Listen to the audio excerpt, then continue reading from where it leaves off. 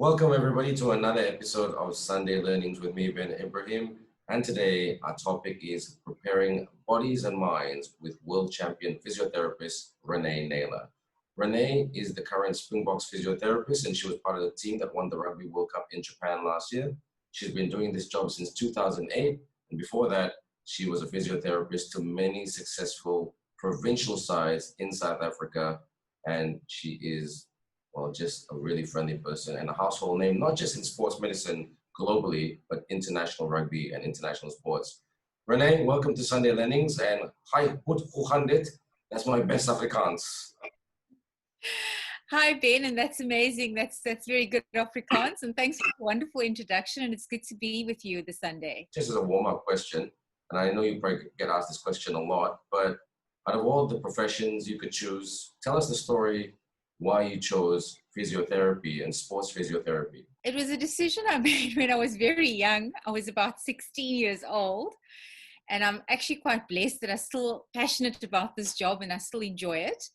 But my dad broke his leg playing a soccer match, a community soccer match. He wasn't a provincial, he's actually an engineer, he's not any sports person. And he had to go for physiotherapy. And I was, going with him, and I was very impressed. I thought, this is the career I'm choosing. It was my first, second, and my third choice, because I wanted to do something in the medical field, and this was the right one because I felt at that stage, didn't really realize I was going to get involved in rugby, but thought there'd be no blood and nothing gory about it like medicine. I'm going to be working in a nice, clean environment because I went with my dad to this beautiful physiotherapy practice. And that was my first choice, was to do physiotherapy. That's how it started for me. Now, you could have chosen soccer. You could have chosen other sports, but why did you choose the most problematic sport? Because it's always high impact tackles. There's an injury every 5 minutes. Why rugby? I think, and this I'll probably say to any young physiotherapist that's interested in pursuing a sport career, choose a sport that you enjoy watching. Because, if you enjoy it, it doesn't feel like work. So I always enjoyed watching rugby as a young girl with my family. I remember sitting around the television and my granny and my parents shouting and being really passionate about games. And that's how I grew up. And, in 1995, I went to watch a Springbok game at Newlands. Nice. And I was really qualified physiotherapist in 95. I'd just been working for 2 years. And sitting there and enjoying the game and looking at the medics at the pitch, I thought, gosh, it must be amazing to be on the pitch. That must be the best view of the game. And so for me, I have been involved in other sport at professional level, cricket, and I've treated other professional athletes, but it's always been rugby for most of my 27 years working as a physiotherapist. It's been rugby. Tell us about how the call came to be the Springboks physiotherapist. That was not something I expected. I if I'm really honest, I started at really humble beginnings with my rugby career. I started at a club rugby level in the community where I was running my first physiotherapy practice. And that was, 27 years ago, I started this practice and working at club rugby. Which club rugby, sorry to interrupt you, but which club rugby team was that? That was Silver Tree Rugby Club, playing on the Cape Flats. And that was a really fun time for me because I was really starting my sport physiotherapy career. I was just busy studying my master's in sport physiotherapy. I was busy doing my research in rugby, in club rugby. I was actually following 100 club rugby players over a season and doing research with them and looking at risk factors for hamstring injuries. So it was a very exciting time for me just to be working with a rugby club, just to be involved, even though I wasn't earning anything. Well, I was earning 200 Rand a game. And yes, and I was super excited. And then I got called and said, are you interested in working at provincial level? You should apply. They're looking for a physiotherapist. And then I started working at the junior level, under 19. So it took me, 10 years of working in rugby before I became the Springbok physio, which I always try and tell young physiotherapists. It wasn't that I just suddenly got this call to be working with the Springboks. It was 10 years of rugby.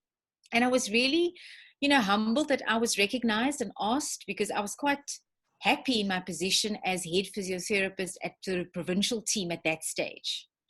I was working at Western Province. I was starting with the Currie Cup in the Stormers team. Nice. And sort of trying to, we were strategic at that stage in developing a high performance center at Western Province.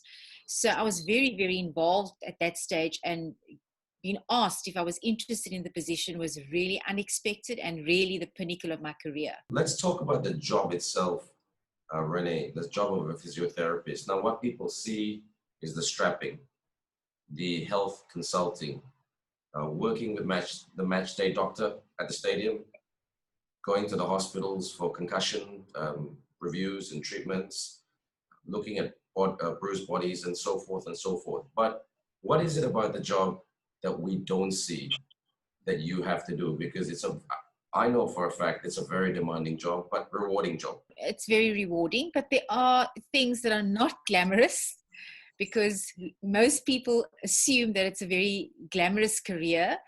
And I sometimes wish that we actually do a video of the behind the scenes work that happens before tour, where you're actually, doing all your stock take, ordering stock, and you end up having to pack the stock, which is so tedious, and counting every strapping box and ticking off, for 20 weeks, this is what I'm going to need. And this is the liters of oil I'm going to need. So, and then having to pack these bags, these big containers that have to be shipped to wherever we are traveling all over the world. And that unpacking and that setting up of a physiotherapy clinic every week, wherever we are, because we usually travel on the Sunday for the whole day. We usually travel there after the match on a Saturday, the test match.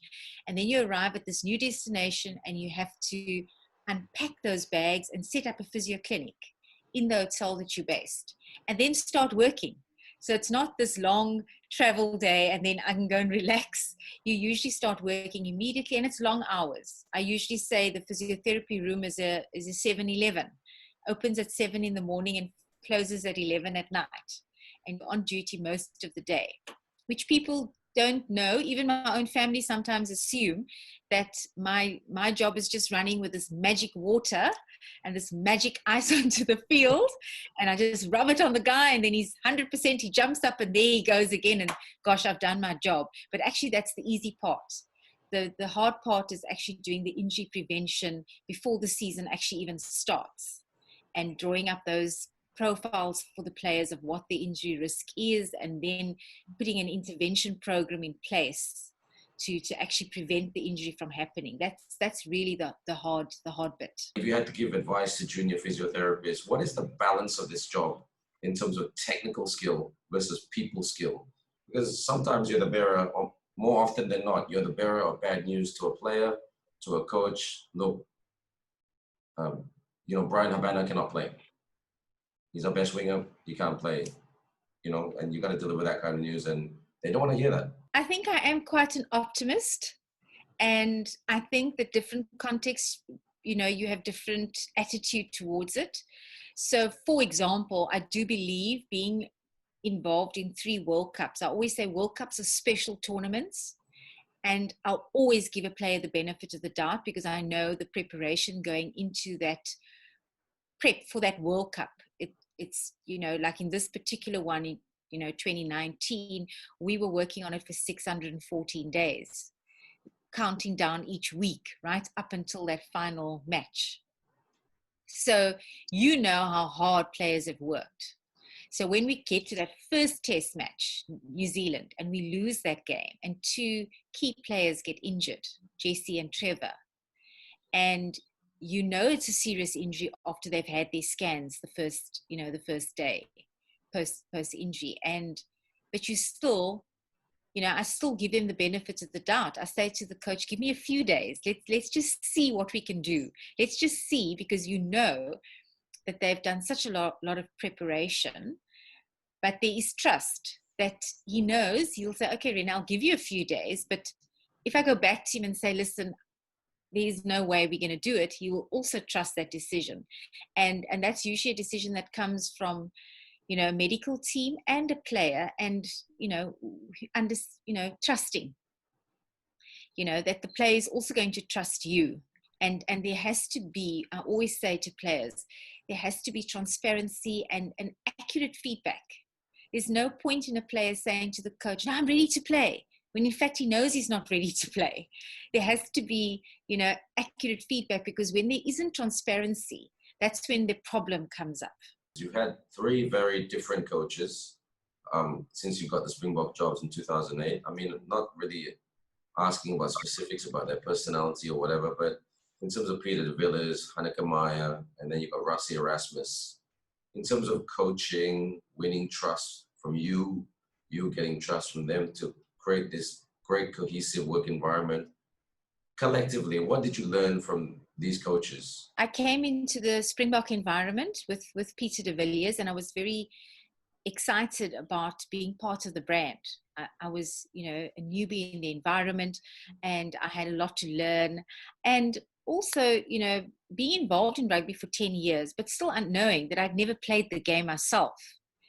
That was my disadvantage. And I think I would say to any young physio, embrace your weaknesses, know what your weakness is, and work on it. Be honest with yourself. So I was honest with myself that I needed to learn more about the game. And sometimes, that was important for me, going in and showing the coach that, yes, I may not have played this game, but I am going to put energy into understanding the set pieces and understanding the calls for the game, because I am on the pitch, and understanding the line out calls and the scrum calls, and what is the best, what defense system we were using, and how our defense system was working.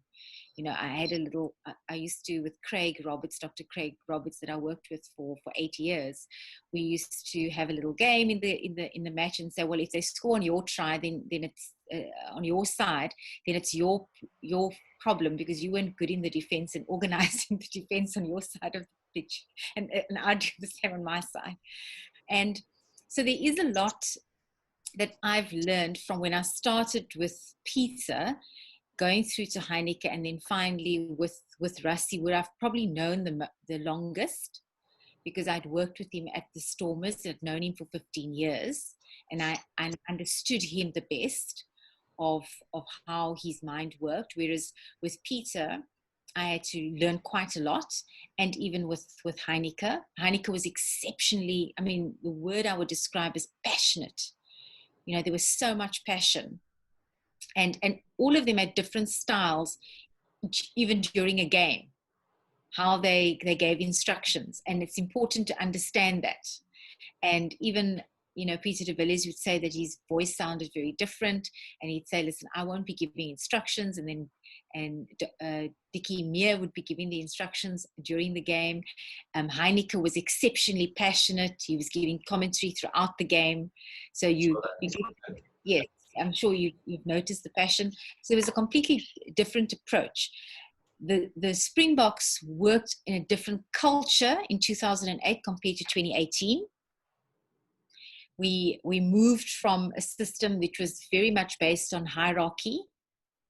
And I was really at the bottom of the hierarchy in 2008 as a physiotherapist, and as a new physiotherapist in the team, with no caps, no test matches. You sit quietly, you work really hard, you try and earn respect.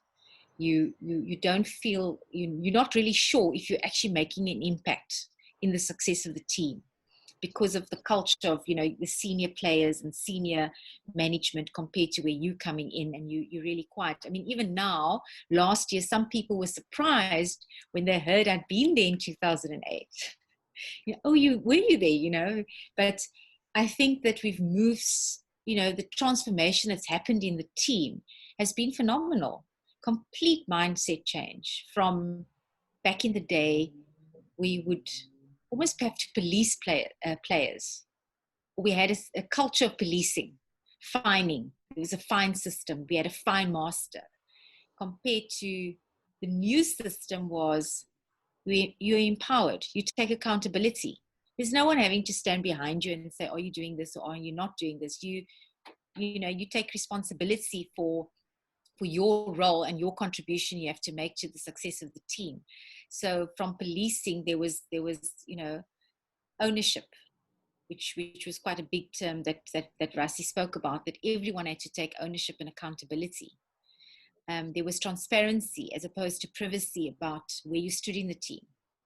And that's one thing that I thought was very powerful in terms of leadership, because I think the most difficult thing for a coach, I would really stress as a coach, but I think as a leader, you need to be transparent, because privacy creates a lot of mistrust.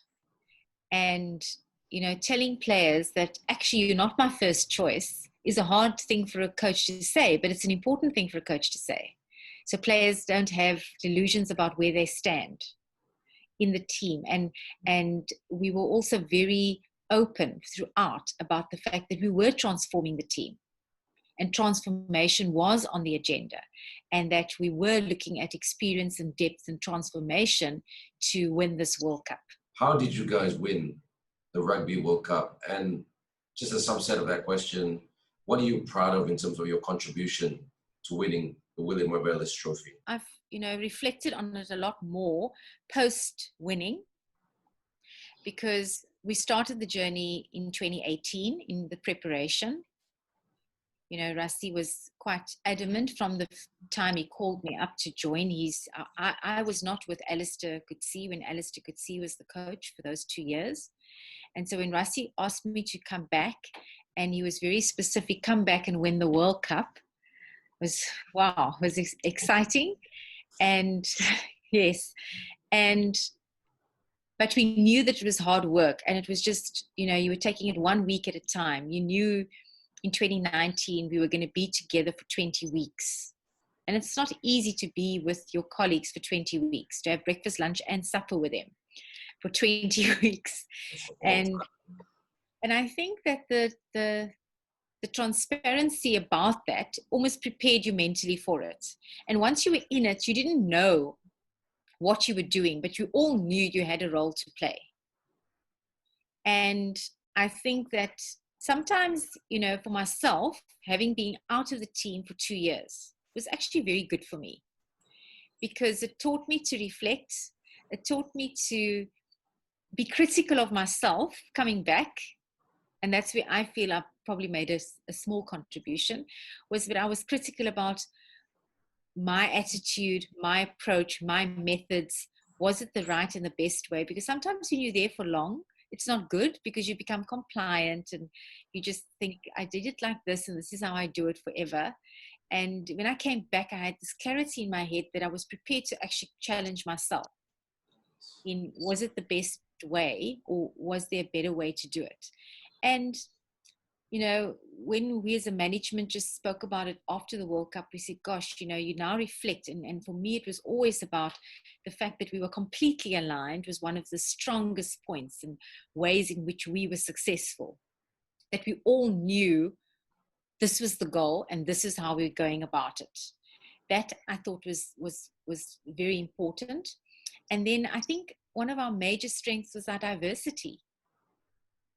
We were a completely diverse group of players and management, which was embracing, and it actually was our strength, which was contrary to what many people often think, that, oh, if you just have the same type of people and the same thinking, it's good. But our diversity was our strength. And I think the underlying point with all the players and management, we all had a struggle and a tough journey to actually get to the team.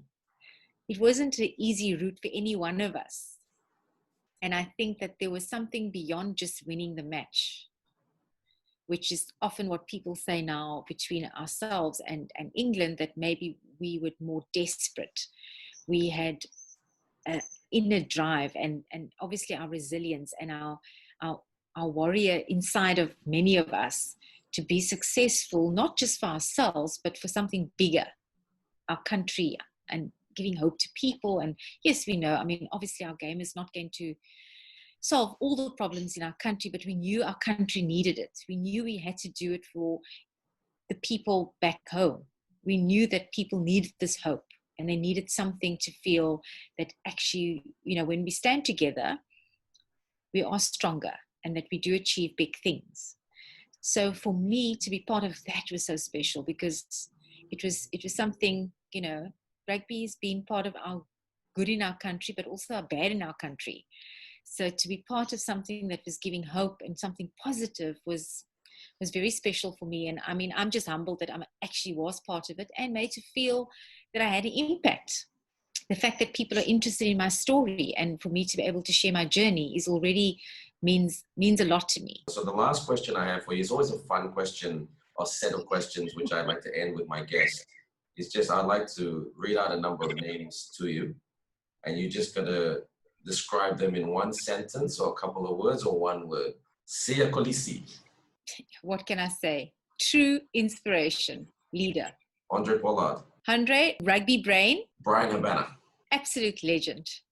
Try scorer, selfless, next level. What's his personality like off the rugby pitch?